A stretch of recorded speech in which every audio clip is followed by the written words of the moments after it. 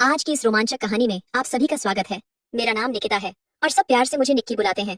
मैं 12वीं के बच्चों को अपने घर से ही कोचिंग देती हूँ। मेरे पास लड़के और लड़कियां दोनों ही कोचिंग पढ़ने आते हैं। कोचिंग पढ़ाकर मैं महीने के 20 से 25 हजार रुपए कमा लेती हूँ, पर फिर भी मेरा घर खर्च मुश्किल से चल पाता है। किसी किसी महीने मुझे पैसे की बहुत तंगी हो जाती है, लेकिन मेरे पास जितना भी था मैं उससे खुश थी। एक दिन की बात है, मैं अपने कमरे में बैठी हुई थी, तभी मेरे दरवाजे की घंटी बजी। मैंने मेन गेट खोलकर देखा तो मेरे घर के सामने एक बहुत ही महंगी गाड़ी आकर रुकी थी। उसमें से एक दादाजी उतरे और उनके साथ उनका 18 साल का पोता भी था। उन लोगों को देखकर ही पता लग रहा था कि यह लोग बहुत ही अमीर फैमिली से हैं। दादाजी मेरे सामने आकर खड़े हो गए और मुझसे बोले, बेटा, क्या तुम्हारा नाम ही निक्की है? मैंने कहा, जी दादाजी, मेरा नाम ही निक्की है। क्या आपको मुझसे कोई काम है? उन्होंने अपने पोते को आगे बढ़ाते हुए बोला, ये मेरा पोता मोहित है और मैं चाहता हूँ कि आप इसको 12वीं की कोचिंग दो। उनकी यह बात सुनकर मैं हैरान रह गई। एक इतना अमीर व्यक्ति अपने पोते को मेरे पास कोचिंग के लिए क्यों लाया है, जबकि इस शहर में बड़े बड़े कोचिंग सेंटर हैं जहाँ पर हर तरह की सुविधा दी जाती है। मैंने अपनी यही दुविधा उनके सामने रख दी तो वो बोले, बेटा, ये 12वीं में 2 बार फेल हो चुका है। मैंने शहर के बड़े बड़े कोचिंग सेंटर में इसे पढ़ाया है, लेकिन कोई फायदा नहीं हुआ। मैं तो लगभग हार ही मान चुका था कि ये कभी 12वीं पास कर भी पाएगा या नहीं। लेकिन कुछ ही दिनों पहले मैंने अपने मोहल्ले के एक लड़के से आपका नाम सुना। उसने मुझे बताया कि आप बहुत ही प्यार से सारे बच्चों को पढ़ाती हैं और आपके पढ़ाए हुए बच्चे अच्छे नंबरों से पास होते हैं। यही सुनकर मैं इसे आपके पास ले आया, क्योंकि कभी कभी जो काम बड़े बड़े लोग नहीं कर पाते, वही काम एक साधारण व्यक्ति अच्छे से कर देता है। दादाजी की बातों में मुझे सच्चाई नजर आ रही थी।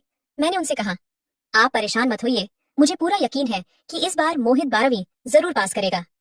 मैं बाकी बच्चों से एक महीने के 3 हजार रुपए लेती थी, लेकिन मोहित के दादाजी ने मुझसे कहा था कि वो मुझे एक महीने के 5 हजार रुपए देंगे। दादाजी ये सारी बातें करके चले गए और मोहित को उन्होंने उसी दिन से मेरे पास कोचिंग के लिए छोड़ दिया। पहले दिन से जब मैंने मोहित को पढ़ाना शुरू किया तो मुझे समझ आया कि वह पढ़ाई में बहुत कमजोर है, लेकिन उसका ध्यान पढ़ाई पर नहीं रहता है। मैं जब भी उसको पढ़ाती थी वो कहीं और ही देखता रहता था। 3-4 दिन तक तो ऐसे ही चलता रहा। कुछ दिनों बाद मोहित के दादाजी मेरे घर आए और उसकी पढ़ाई के बारे में पूछने लगे। मैंने उनसे कहा, दादाजी, मोहित पढ़ाई में बहुत ही कमजोर है, मुझे उस पर बहुत मेहनत करनी पड़ेगी और इसके लिए फीस भी ज्यादा लगेगी। दादाजी मेरी बात सुनकर थोड़ा परेशान हो गए और बोले, बेटा, तुम्हें जितनी भी फीस चाहिए हो मैं उतनी देने के लिए तैयार हूँ, लेकिन इस साल मेरा पोता 12वीं पास हो जाना चाहिए। मैं तुम्हें 5 हजार की जगह 30 हजार रुपए महीना दूंगा, बस तुम मेरे पोते को 12वीं पास करवा दो। मैंने दादाजी से कहा, आप चिंता मत करिए, अब मोहित मेरी जिम्मेदारी है। अब मैं मोहित को एक्स्ट्रा क्लास देने लगी थी। दोपहर 1 से 2 बजे तक बाकी सारे बच्चे कोचिंग खत्म करके अपने अपने घर चले जाते थे, लेकिन सिर्फ मोहित शाम के 5 बजे तक अकेला कोचिंग पढ़ता था। एक दिन जब सारे बच्चे कोचिंग पढ़कर चले गए तो मैं 5 मिनट आराम करने के लिए अपने कमरे में आ गई। 5 मिनट बाद जब मैं अपने कमरे से बाहर आई तो मैंने देखा कि मोहित मोबाइल चला रहा था। मैंने उसके हाथ से मोबाइल ले लिया। वो फोन बहुत ही महंगा था। एक 12वीं क्लास के बच्चे के हाथ में इतना महंगा फोन देखकर तो मैं हैरान ही रह गई। जैसे ही मैंने उसके हाथों से मोबाइल खींचा तो वो मोबाइल वापस लेने के लिए जिद करने लगा। इस खींचातानी में मेरा पल्लू नीचे गिर गया और अचानक से मेरे उभार मोहित के सामने आ गए। ऐसा होते ही मैंने तुरंत मोबाइल छोड़ दिया और अपना पल्लू ठीक करने लगी। मैं उसे एक छोटा बच्चा समझती थी, लेकिन उसकी नजर बच्चों वाली नहीं थी। मैंने उससे कहा, मोहित, अब तुम घर जाओ, कोचिंग खत्म हो चुकी है। वो अचानक से मेरे पास आकर बैठ गया और मेरे हाथ पर अपना हाथ रखते हुए बोला, मैम, मुझे माफ कर दो, मुझसे गलती हो गई। उसका स्पर्श मुझे बच्चों वाला नहीं लग रहा था। तभी अचानक से मेरे पति आर्यन घर आ गए, लेकिन उन्होंने मोहित और मुझ पर ज्यादा ध्यान नहीं दिया, क्योंकि वो मोहित को एक बच्चा ही समझते थे। आर्यन जब घर आए तो उनका चेहरा उतरा हुआ था। ये देखकर मैंने मोहित से कहा, बेटा, अब तुम घर जाओ, कोचिंग खत्म हो चुकी है। इतना कहकर मैं अपने कमरे में चली आई। मैंने अपने पति से पूछा, क्या हो गया, आप इतने उदास क्यों हो? वो बोले, निक्की, इस बार मेरे बॉस ने मेरी आधी सैलरी काट दी है, पता नहीं इस बार घर का खर्च कैसे चलेगा। मैंने उनकी यह बात सुनकर अलमारी से 30 हजार रुपए निकालकर उनके हाथों पर रख दिए और मोहित के दादाजी वाली पूरी बात बता दी। वो ये सुनकर बहुत खुश हुए कि चलो, कम से कम मैं तो कोचिंग से अच्छा खासा कमा रही हूँ। पैसे मिलते ही आर्यन ने मुझे गले से लगा लिया और कुछ कुछ हरकतें करने लग गए। अचानक मेरी नजर कमरे के दरवाजे पर पड़ी तो मैंने देखा कि वहां से मोहित अंदर झांक रहा था। उसको देखते ही मैंने आर्यन को और कस के गले लगा लिया। मेरे पति थोड़ा मूड में आ रहे थे, पर मोहित के वहां रहते मैं कुछ भी नहीं करना चाह रही थी। इसीलिए मैंने अचानक से कहा, अरे मोहित, तुम यहाँ क्या कर रहे हो? वह घबरा गया और बोला, मैम, मुझे एक सवाल समझ में नहीं आ रहा था, इसीलिए मैं रुक गया था। आर्यन इतना सुनकर बाथरूम में चले गए और मैं मोहित को लेकर कोचिंग वाले कमरे में आ गई। मैंने उसे सवाल का जवाब समझाया और घर भेज दिया। अगले दिन मुझे मोहित की 3 से 6 बजे तक की एक्स्ट्रा क्लास लेनी थी। सुबह से कोचिंग पढ़ाकर मैं बहुत थक गई थी, इसलिए मोहित को कुछ सवाल देकर मैं अपने कमरे में चली आई।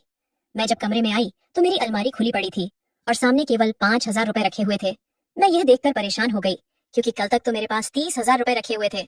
मुझे समझ नहीं आ रहा था कि बाकी के पैसे कहाँ गए। मैं बहुत ही मेहनत से बच्चों को पढ़ाकर एक रुपए जोड़ती थी। ये सब देखकर मेरी आंखों में आंसू आ गए और मैं वहीं बैठकर रोने लग गई। कुछ देर बाद मोहित मेरे कमरे में आ गया और उसने मुझे रोते हुए देख लिया। वो बोला, क्या हो गया मैम, आप रो क्यों रही हो? सब ठीक तो है ना? अगर आपको कोई परेशानी हो तो आप मुझे बता सकती हो। मैंने उसको सारी बात बताई। वो बोला, अरे बस इतनी सी बात। और इतना कहकर उसने अपने बैग से 25,000 रुपए निकालकर मुझे दे दिए। मैंने उससे कहा, नहीं मोहित, मैं तुमसे इतने रुपए नहीं ले सकती, ये गलत है। वो बोला, आप कोचिंग की फीस समझ कर रख लो और रोना बंद करो, मैं आपको रोते हुए नहीं देख सकता। भावनाओं में आकर मैंने उसे अपने गले से लगा लिया, लेकिन उस वक्त मोहित ने मुझे कुछ अलग तरह से पकड़ रखा था। उसका स्पर्श किसी गलत जगह हो रहा था। जब अचानक से मुझे अपनी उस जगह मोहित का स्पर्श महसूस हुआ तो मैं उससे दूर हो गई। उस दिन के बाद से मोहित मुझसे और भी ज्यादा करीब आने लगा था। वो मेरे साथ बहुत हंसी मजाक करने लगा था। दिन ऐसे ही गुजर रहे थे। अब मोहित की नजर फिसलती ही जा रही थी।